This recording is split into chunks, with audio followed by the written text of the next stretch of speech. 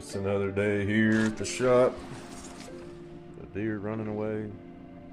Got a vulture out on the tree. They don't know what they're doing. What are y'all doing, man? You're okay. You're okay, buddy. Eat my star thistles if you want. Yeah, just I have to get going on some stuff.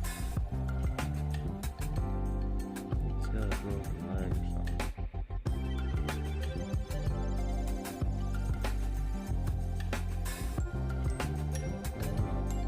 He's on the ground, kind of walking around.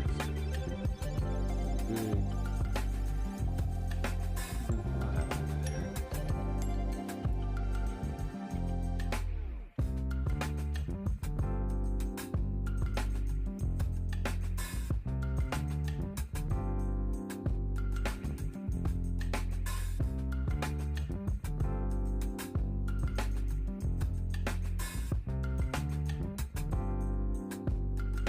Hey, I think we're back. I got the garage squared away. I got my nipples out. I got my tools organized. Coming out with the heat. You might think he's on the side. It's definitely not. Well, we're back again. So I'm at the crankcase pulley. I've been smashing it around. I ordered these special tools. This sits in the pulley itself and kind of keeps it from rolling the motor or the engine over. Then it's got this high mass 19 socket. It's supposed to go on that crank bolt, and I guess, you know, between this and that, that's what they have. But one thing I noticed is this doesn't fit. And they come together. I mean, it would be one thing if I bought these separate, but this is the same kit. So in any case, this doesn't really work like this. What I can do is I do have 19 that I can build out of a kit, like a 3/8 or a half-inch kit, and we'll try to get after that. Yes, I'm about to start a new job. We just had a bunch of drama unfold in our personal lives that I had to navigate.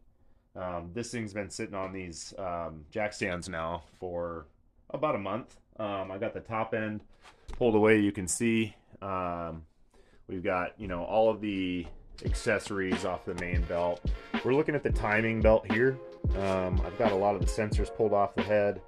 It's kind of a mess right now. You can see the engine itself is actually sitting on the jack on a wood block under the oil pan.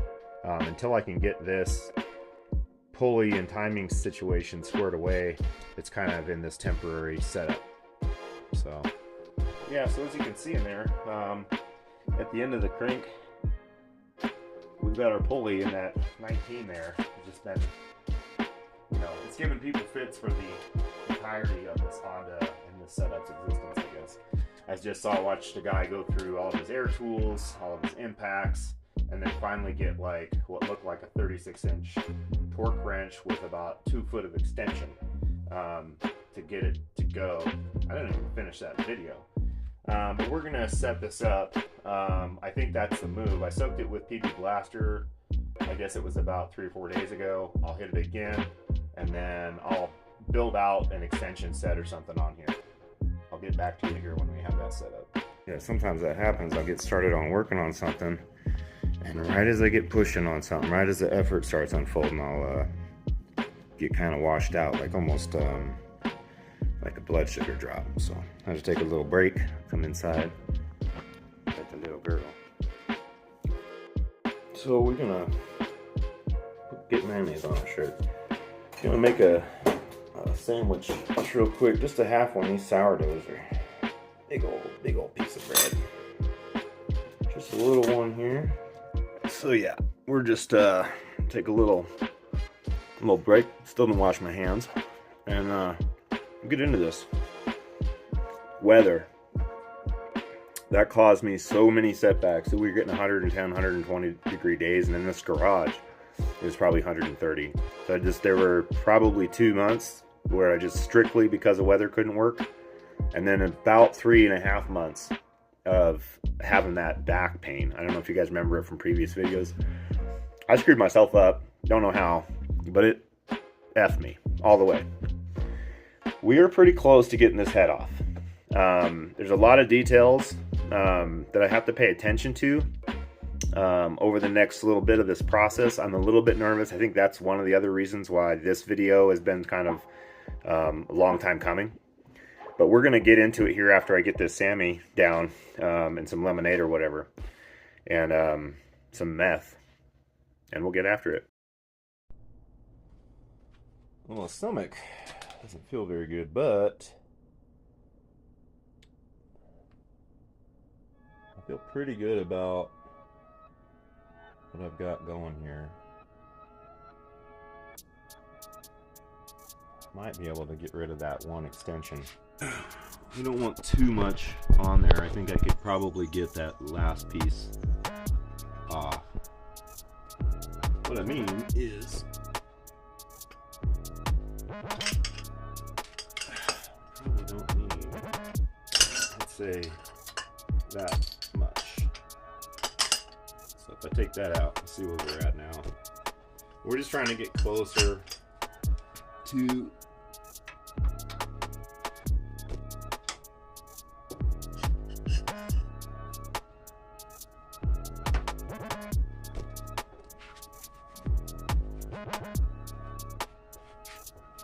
see how that starts to flex. Like, I really don't want that. Not even close. All I'm doing is cleaning up the face of that bolt. For a number of what seemed like hours about how to maintain the timing between the bottom and the top. You'll see I eventually just figured my own ass out. Well, I had some time to think about this, and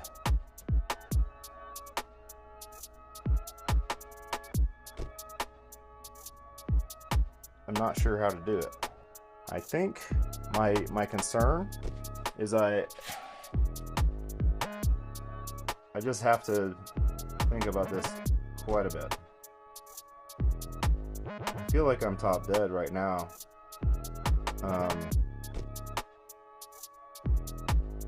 I saw a guy run zip ties right here, and it kind of got that all snugged up, kept the tension on the water pump and the tensioner and all that, and then he was able to get at the cam gear bolt, back that out, and kind of like lay it almost to the side, or just kind of flop it over. Are we doing that? Risky. Yeah, I was just trying to, again, still trying to figure this out, doing some comparing of that cylinder head with this cylinder head and moving some sensors over.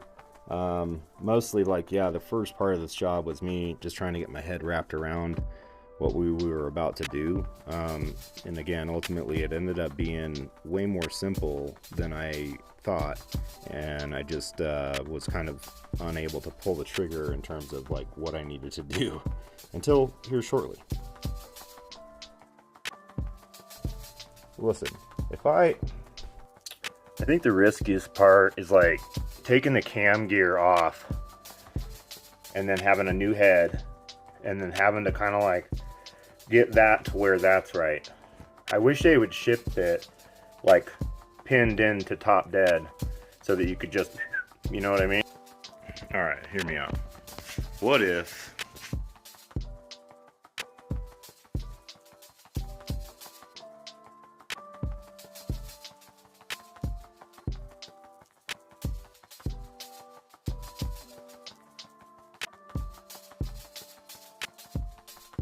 looks like maybe some hoses in the back still. Ugh. So we had this other issue. I don't know if you remember, I was pulling shit apart, busted the fuel connection, the guts of this compression fitting, I guess it's just the barb fitting, came off. And so I hunted around and found a replacement for this guy, and then I went to replace it and realized the inner sleeve of the fuel line is actually nylon, and you can see This has got the ribs in it, but it's only because this was heat and pressure fitted on to this. So you can see I had to split it down the side to kind of pry it off. And anyways, so I've cleaned up the other end, and I've got the new one on the barb, as you can see here. And it's got quick release, it's a little bit cleaner. But I've got this clean end here now. I'm gonna have to heat up and press on. It's possible, but I'm gonna have to get that inner nylon. Let me see if I can get it focused. You can barely see it there. That inner nylon, geez, man. That inner nylon. Anyways, you can see the bit of shine there at the end of the hose. That's that inner sleeve. And then we'll get it on there. Or you can buy a special couple $100 tool. We're not going to do that. And here's one of the inner pieces that busted off of this one here. This kind of clicks over the end barb there, that circle. But this tab busted off, a little bit brittle, and it sits in those there. Those clips kind of expand into those to keep it in. So I believe it was actually like that, if I'm being honest. I think I've used this before.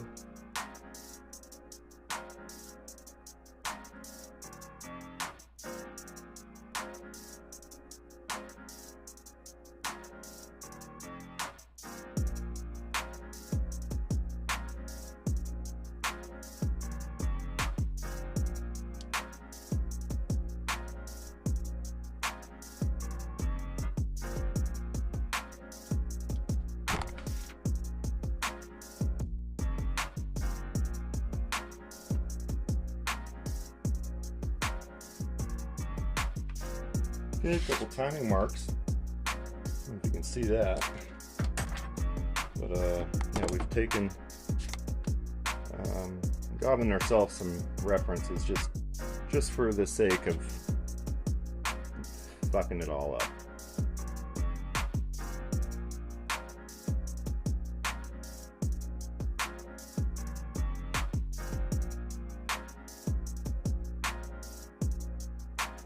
Kind of leaning on this. I probably need to get underneath it and get those intake support bracket released. I think there's one or two 12 mils down there. So yeah, we're making some headway here. It's just like a lot of decisions along the way. Like just within the last 30 minutes, I decided to abandon doing the timing on the water pump.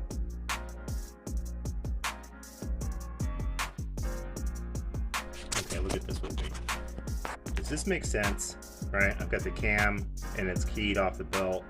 As long as I keep the belt tension on the timing down there and they don't pull off of that timing gear, I should be okay. And really blocks it top dead, and I just need the head at top dead. It doesn't matter where the chain comes in or out. They just need to fall in the seat. Man, I'm chatting this up. All right, folks. I just got busier than shit. The head is free.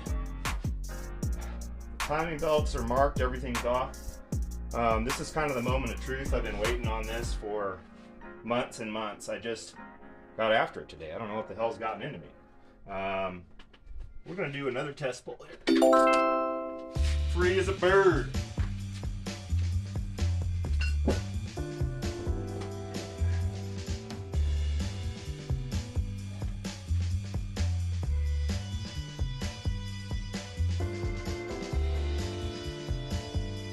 Looks good. Looks really good. The gasket must have come off with the head. Alright. This is the moment of truth. We're going to pop this over. We're going to be looking for blown, busted exhaust valves. I'm going to be dumping a lot of oil in here. Oh yeah. Oh yeah. Oh yeah, we did it. We know what we're doing. Holy shit. Yes! Yes! Oh man, so excited. Hey, listen. cylinder 1, cylinder 2, cylinder 3, cylinder 4. Oh, what's that? Yeah, 0 compression. We did it. We knew what we were doing. Man, that is amazing. That is amazing. Okay, so we're back on the rebuild. I gotta tear this down, clean it up, and phenomenal. I'm beside myself. I did something. I diagnosed this about a year ago. Cylinder 4 misfire, intermittent. So I made it. I'm at top dead center here. That looks great. So I just need to make sure my new head's at top dead center, get my chingadaires chinged, and wrestle it back into shape. And then it's the fight of, you know, how much hardware and all that. So yeah, everything looks good in here though. Very clean mating surface from head to block, so I don't think that that's a bad head. I think the head's fine. I think we just had a blown valve. I could have gotten a valve job done, but never mind that. I'm doing this myself, and it looks great. Like really, actually a pretty clean block. Yeah, you can see how, I think you can kind of see here at the edge of this cylinder wall on 4, you have some residue buildup, and you don't necessarily have that on the other 3. That's because this one wasn't being able to get rid of the exhaust gases or combust at all. I think that's what was happening. Sick. Folks, it's been a long run trying to get that head off and figure out what I was going to do. I couldn't get over the timing thing. I couldn't get over how to do that. And then this morning getting into that that crankcase bolt, which is notoriously hard for like actual mechanics. I had to take a look at this job. There's nothing wrong with the timing on the vehicle. In fact, all of that stuff is new within the last like 40,000 miles. So just gonna leave it alone and see if we can get this thing back together. Yeah, we're gonna take a second on this. That is huge, guys. I can't explain to you how rewarding that is for me, especially after the year I've had, to just kind of bite into it this morning, get the head off, turn it over, and see exactly what I thought 6-7 months ago when I took the gamble to buy that head. Like I said in the previous bit, I could have sent it down to a shop and paid, you know, $1,000 or whatever, and they would have revalved that thing, and I probably would have been fine. But the learning opportunity and the the dopamine release I just got off of pulling that head off cleanly without having anything hang up and just come right off. I don't know what to say. I'm beside myself. I'm super proud of myself. It's like the easy stuff now. It's putting stuff back together. You know, shit. All right, we got all the way after it. I've got the head turn flop switched in half in advance. I'm headed that way. Got some guide valves down. Stuff that goes in just about as easy.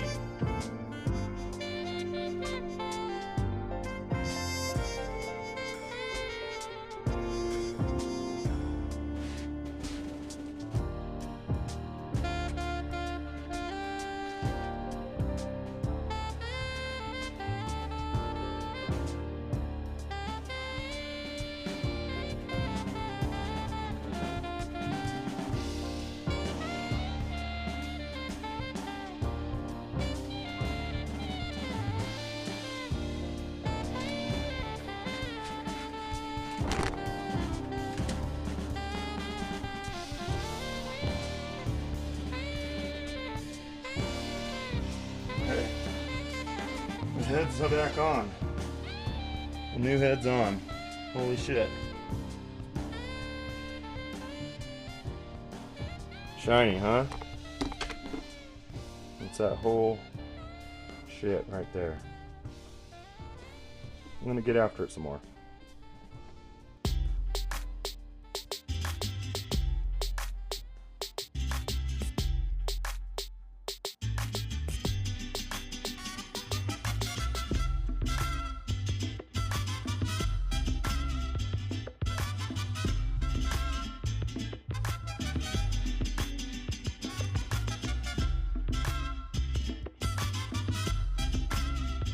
Yeah, real quick. I'm real keen to just blow through this, you know what I mean? But there's a couple things I've got to pay attention to. Obviously, the head torque specs. I've got to wrestle this belt back on and hope to God that works out.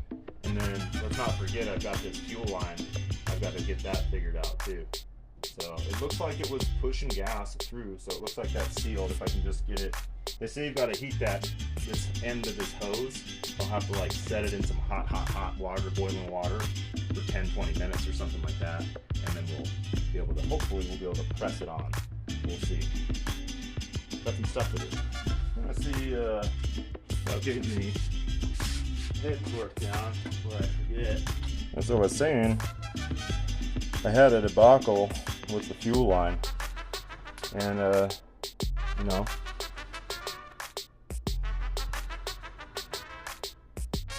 we're all back together. We just have this fuel line, and these quick disconnects are hard to deal with, but I think I've dealt with it. I mean, if this doesn't work, then I'm out $35 in another week or something in shipping. But I think we got it. You can see I was trying to watch videos. I rigged up myself a little thing where I laid this in kind of flush with that, clamped down on the nylon a little bit so it wouldn't go back and forth. And then use this and just pushed it in while heating up the tube a little bit. Cool, huh?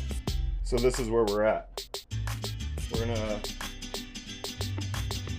put the coolant in, land the terminals, turn around and look and see what we might have missed on the countertop here, which I've done numerous times. We're filling it with the coolant now.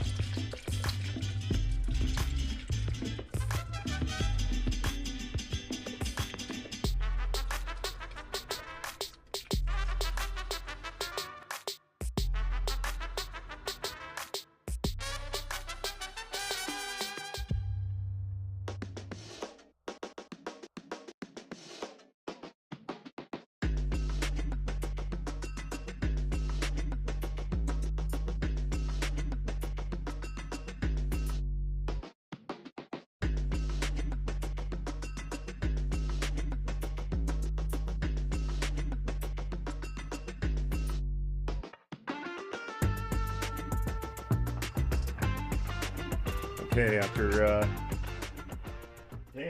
16 months, 8 or something of procrastinating, we're here at the final bit.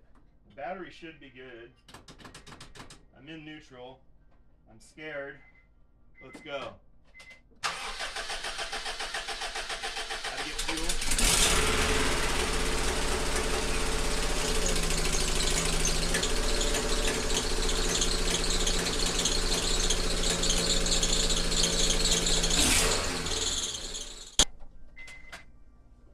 I think my belts are a little tight. I don't think I let any fluids out.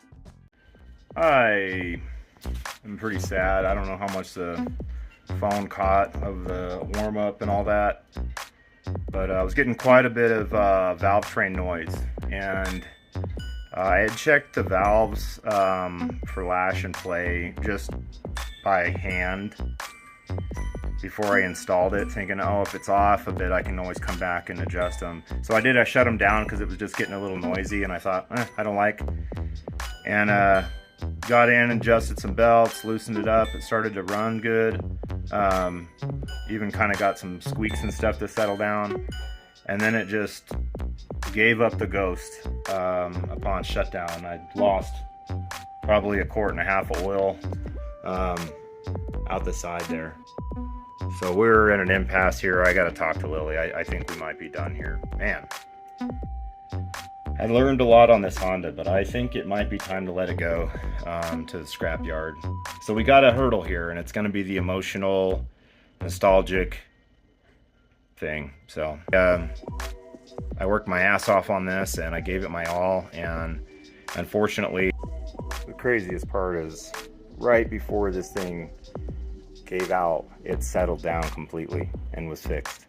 And then the block was like, actually, I have a thing I wanted to say. yeah, we backed her up in here. I gotta take a second on this thing. She runs, she drives, she pisses oil. The head gasket isn't leaking. This is something going on with the block or the sealing of the block. I didn't miss anything. If I did, I'll admit to it if I find it later.